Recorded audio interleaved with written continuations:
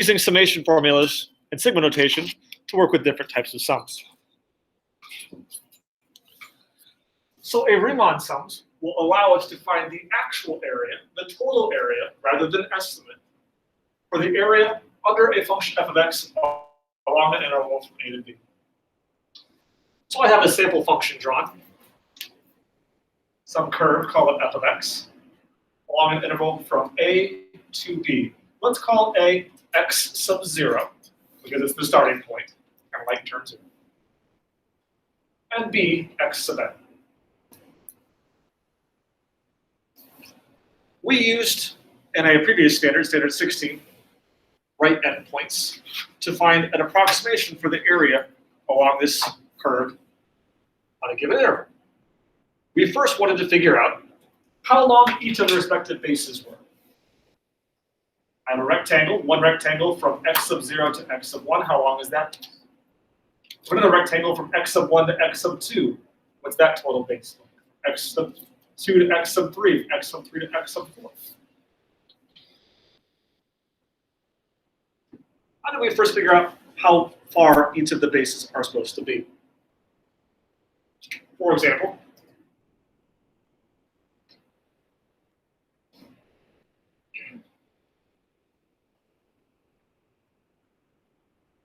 how long is each base in that number line that I just drew?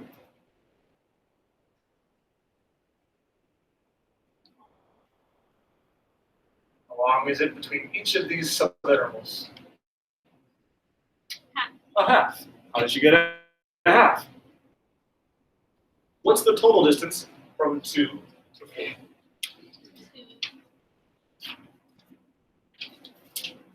You took the difference. How far is it from 4 to 2? The difference between 4 minus 2 should tell you how far it is between the two left and right endpoints from 2 to 4. Then you divide it by how many subintervals there were along that set of values. Divided by 4. 4 minus 2 is 2. Divided by 4 is 5. Similarly here, by delta x, the change in x from one interval to the next, from the starting endpoint on the left to the endpoint of the first interval, what's that total change in x? What's that total delta x? How far is it from one base to the next? That's the difference between the right endpoint and the left endpoint, b minus a, divided by the number of subintervals. Let's just call that n. I want to divide it up into 3 pieces, 4 pieces, 5 pieces, etc.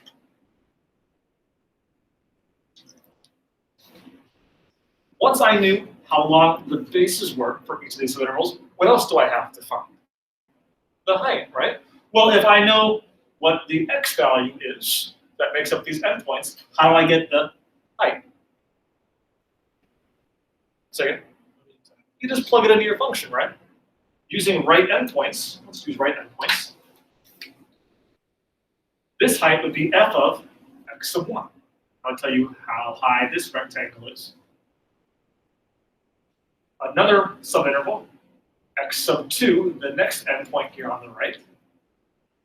How high would this rectangle be using right endpoints? Take x sub 2, plug it up into the top. The next rectangle. Take the base times the height. You have the area of that rectangle, all the rectangles added together with their respective areas would give you an approximation for the area of the curve. Third rectangle. Fourth rectangle. And then finally, once I get over to my b value, the right endpoint, call it x sub n,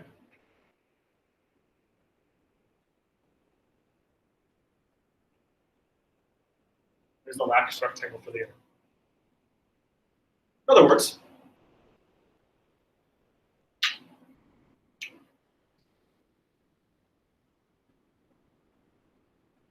let's call some value x sub I. I want to know a formula to figure out what I have to plug into my function to find the height of each of these rectangles. Take your starting left endpoint. We start at an a value. Start at the left endpoint, our a value from the interval. how many times have you added on delta x to go to the next endpoint of your interval, the next subinterval endpoint? How many delta x's were added on to go from x sub 0 to x sub 1? How many delta x's is that? 1. How many delta x's, how many times did I add on delta x to go from a to x sub 2? That's another delta x, so how many in total? 2. To go from my left endpoint at a to x sub 3, how many delta x's do you have to add on? Well, 1 more, so how many in total though, Shay? 3, right?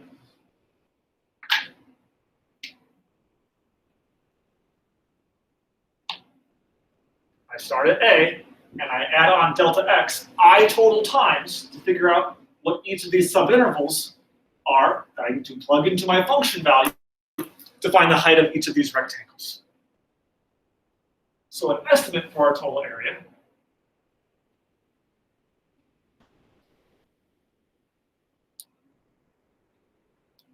would be, all right,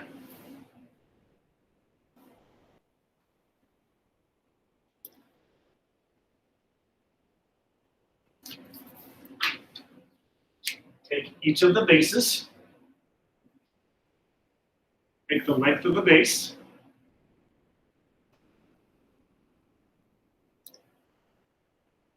times the height. Delta x tells me how far it is from left to right for each of these subintervals. Delta x from one endpoint to the next, from one endpoint to the next, from one endpoint to the next. How much change in x was there along each of these subintervals from A to B? It's how long the base is. The height of the rectangle, like Luke said, we need to take each of those values and plug it into the function. X sub I represents, all right, I'm going to start with my left endpoint and add on delta x I total times. So the first interval, its height would be given by f of x sub 1. The next interval would be f of x sub 2. So I start with A, I add on delta x 2 total times. For x sub 3, I start with my left endpoint of A, I add on delta x 1, 2, 3. Whatever that number is, plug in f of x, and that's your height.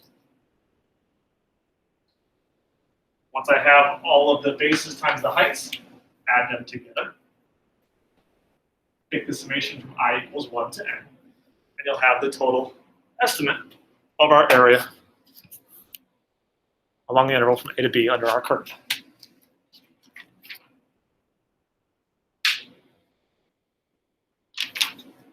Does that make sense so far?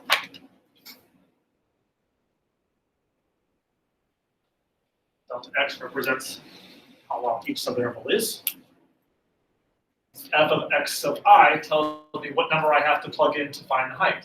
X sub I is given by the starting point and how many times you've added on a delta x to go to the next endpoint of your subinterval.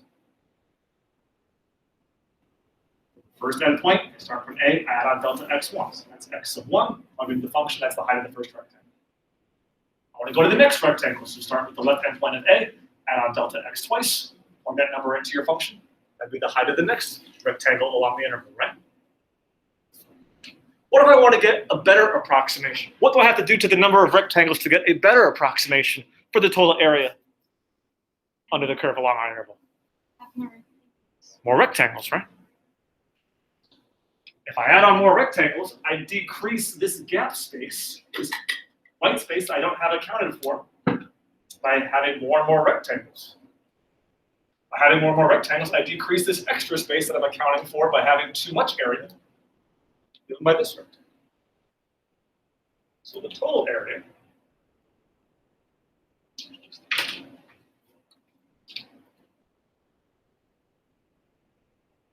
the actual total area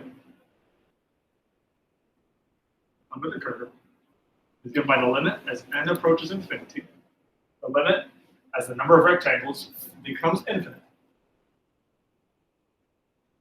So the summation from I equals 1 to n of x, f of x sub I for delta x.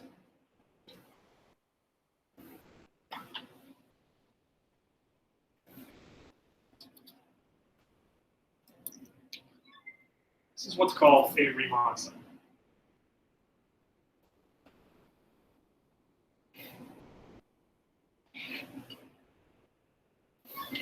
So named by the French mathematician who first developed this type of mathematical process.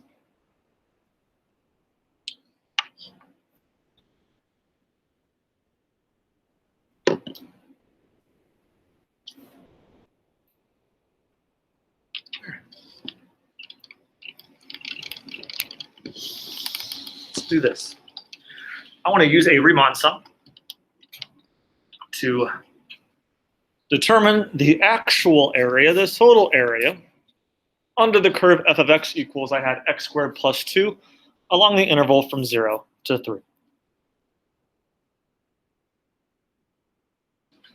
We use what's called, once again, a Riemann sum.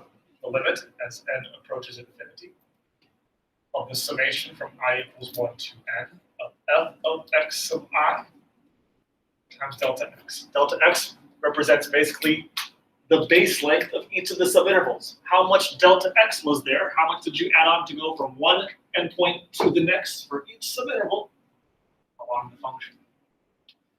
F of x sub I, this gives us the base. F of x sub I gives us the height. X sub I says, all right, let's figure out what number I have to plug into my function to find the height. Start with the left endpoint, add on delta x I total times. So x sub 1 would be the first endpoint at A, adding on delta x. Once plug that number in to get that. Let's figure out what delta x and x sub I are. Delta x and x sub I. Delta x is b minus a over n. The total interval from a to b cut up into n total rectangles as n approaches infinity. What are a and b in this case? Left and right endpoints. 3 minus 0 divided by n, or 3 over n. I have a length of 3 to divide up into n total rectangles, yeah? As n approaches infinity.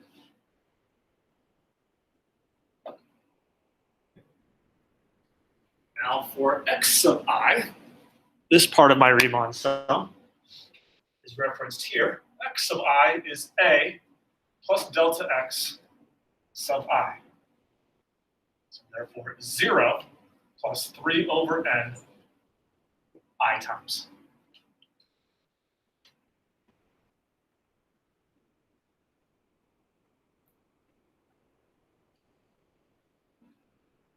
A is the left endpoint coming from the interval. Delta x references the same delta x we found first. What's the formula in terms of n for how long each base is for our rectangles? I'm going to plug that in for our function I total times for each of the I rectangles along my interval from A to B. 3 times I is 3I over n. Adding 0 doesn't change anything.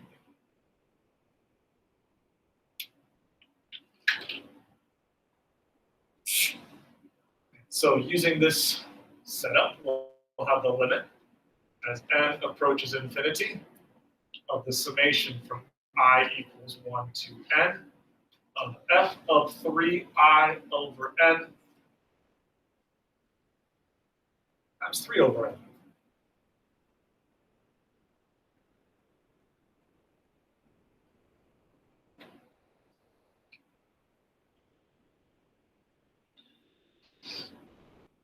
Pause here. Questions on the setup?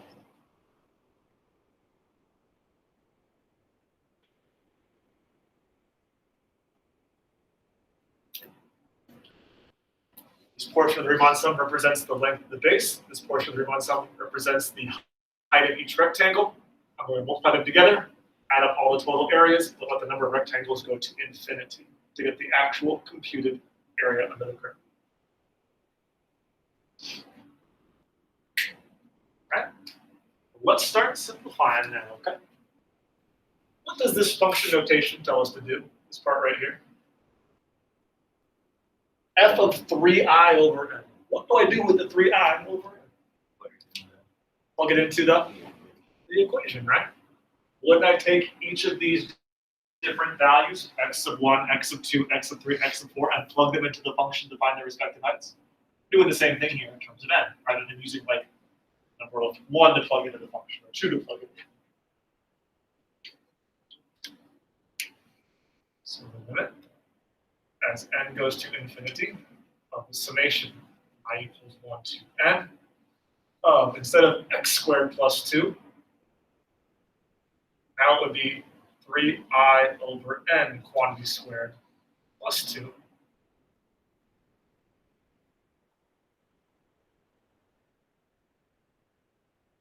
times 3 over n.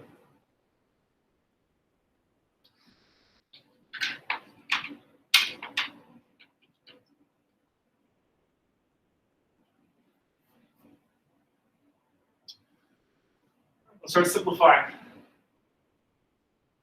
What's 3I over n squared?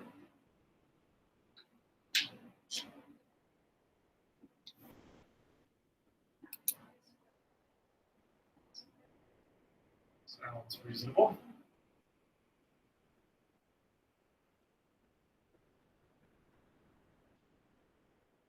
I squared over n squared plus 2 times quantity 3 over n.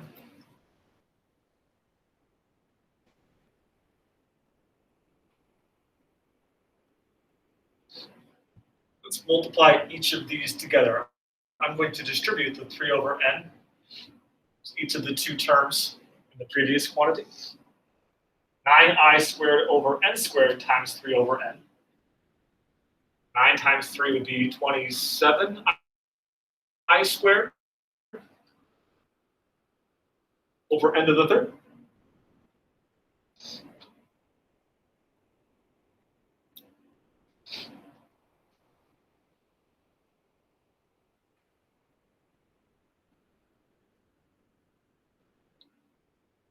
Two times 3 makes 6, so 6 over n would bring that next.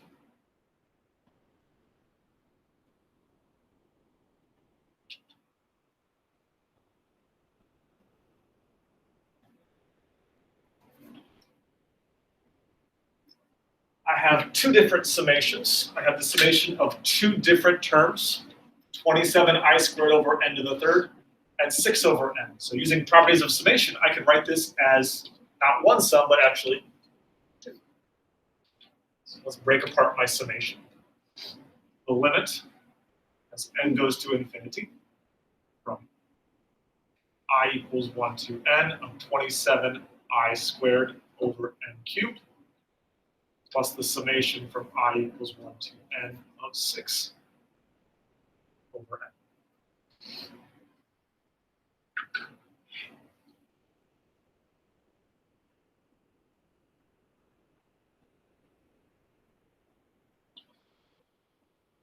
Trying to get to a point where I could use those summation formulas. The formula for the summation of a constant from 1 to n, the formula for summation of an integer from 1 to n, for a perfect square from 1 to n. All those summation formulas from our notes from last week. I'm going to first factor out a constant, so I just have the I squared left over. Just want to get the I squared, so I can use that summation formula from our notes last week. 27 is a constant. I can factor it out using properties of summation. N to the third is actually a constant because I'm letting the number of rectangles go to infinity.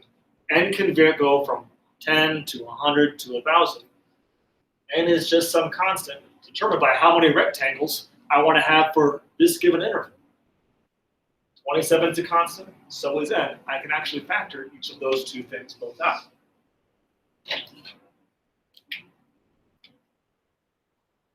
Limit as n approaches infinity of 27 over n to the third times the summation from I equals 1 to n of I squared.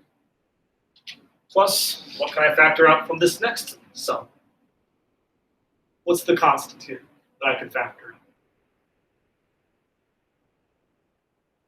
6 and n. I'm actually going to leave the 6. It doesn't really matter. If you factor out the 6 over n, you just have a 1 left over. But I'm going to leave the 6 there. It doesn't so much matter. So we'll factor out 1 over n. Pull this 1 over n out to the front.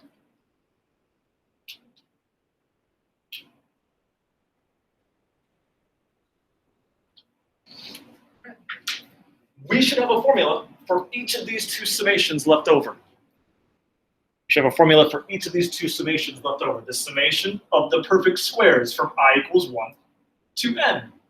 The summation of 6 from I equals 1 to n. Reference your notes from last week. What is this summation in terms of n?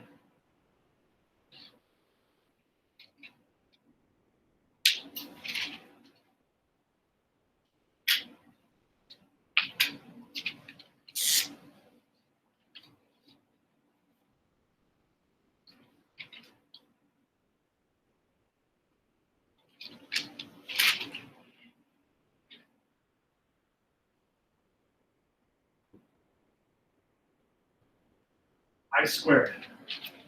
The summation from I equals 1 to n of I squared is given by what in terms of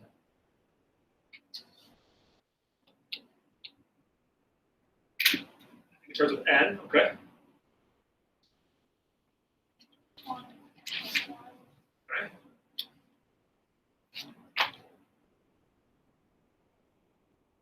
Is it 2n plus 1? All divided by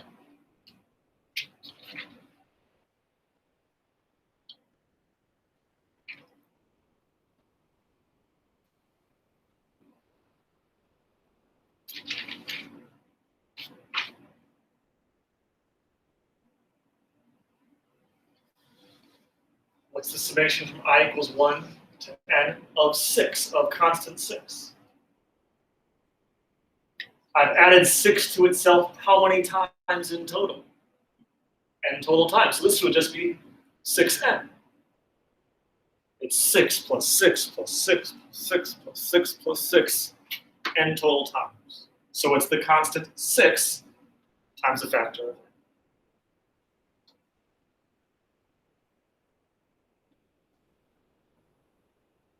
So it would just be 1 over n times 6. Sorry.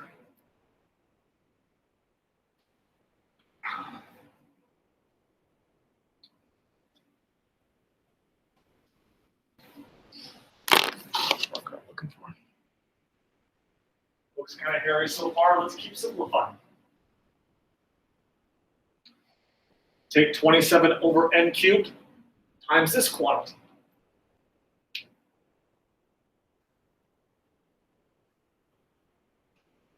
(27 times n).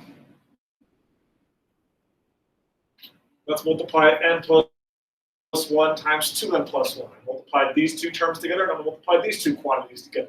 N plus 1 times 2n plus 1, that's n times 2n, 2n squared. N times 1 is n, 1 times 2n is another 2n. So all total, that should be 3n. 1 times 1 would be 6. So 1. So 6 down below, probably throw it off. And the denominator is n to the third times 6 is 6n to the third.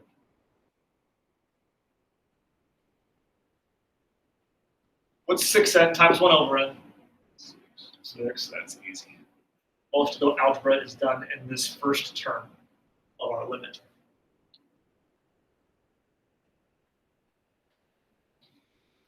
So you keep multiplying here.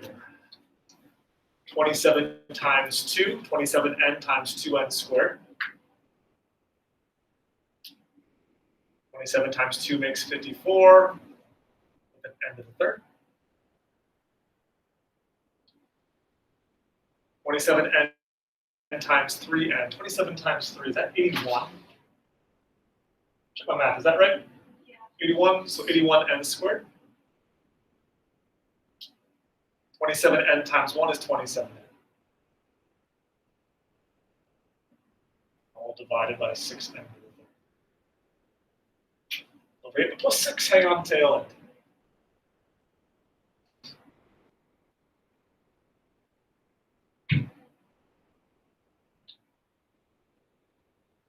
Right. Let's see here.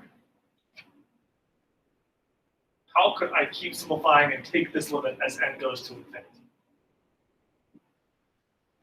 Each of these three terms on top, the 54 n to the third, 81 n squared, and 27 are all being divided by what? 6 n to the third. So can I just split them apart? and divide each of them by 6n to the third.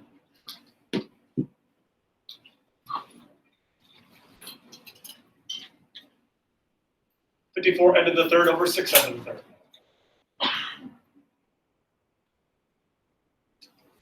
81n squared over 6n to the third.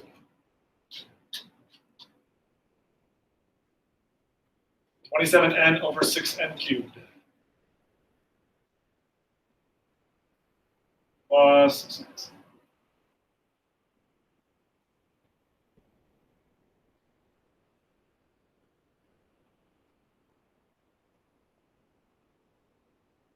(54n to the third over 6n to the third). What can I divide or factor out of that first ratio?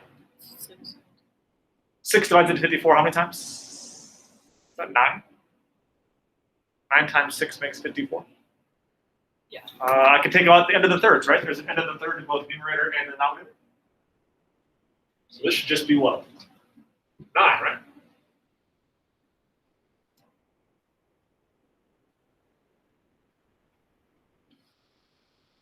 Next term, I can divide 81 and 6 both by 3. So that should be 27 halves. How many n's can I factor out? 2. So I'll have no n's left on top and just one more n left on bottom.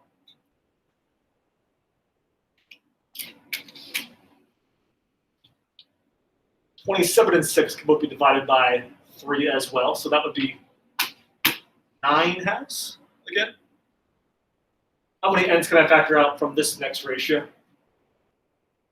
1. So I'll have no more n's on top and just 2 on bottom. So 9 over 2n plus 6. You guys ready to find the final answer? We've been hunting in the dark for a while. Let's find our final answer. Yeah, what? 2n squared, thank you. Yeah. Thank you. It won't matter in the end, but yes, it should be 2n squared. So I can only factor out one of the n's from the n cubed, leaving 2 left. Take the limit of each of these 4 terms individually. As n approaches infinity, what's the limit of 9? Does n going to infinity affect this first term at all? No, it's independent of n. So does the value of n change this 9 at all? So what's the limit as n approaches infinity of 9?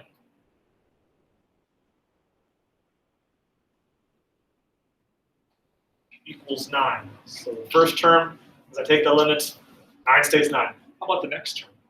As n approaches infinity, I'm going to let this n in the 2n part of my expression get really, really big, go to infinity.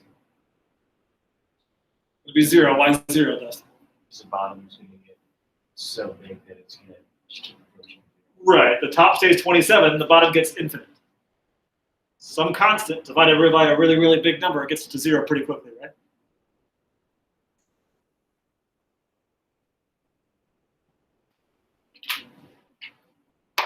Is that the same story for the next term? How can you tell? There's a constant divided by a power of n. Right? So this next term would really just be 0 as well as n becomes infinity.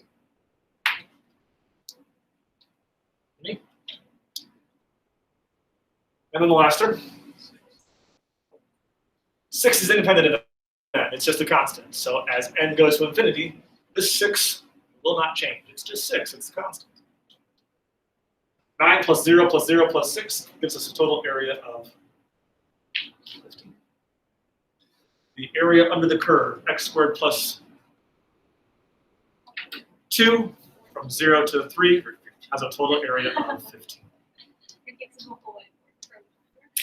Yep. And then guess what? The next standard? I'll tell you the shortcut. Fantastic. Not half bad, right? So we're going to do that on there. I think that's the meeting better. Why don't you guys pull up your computers, please? Let's get maybe 1 or 2 of these started on Schoology. Just so you have a good foundation to finish this up on your own.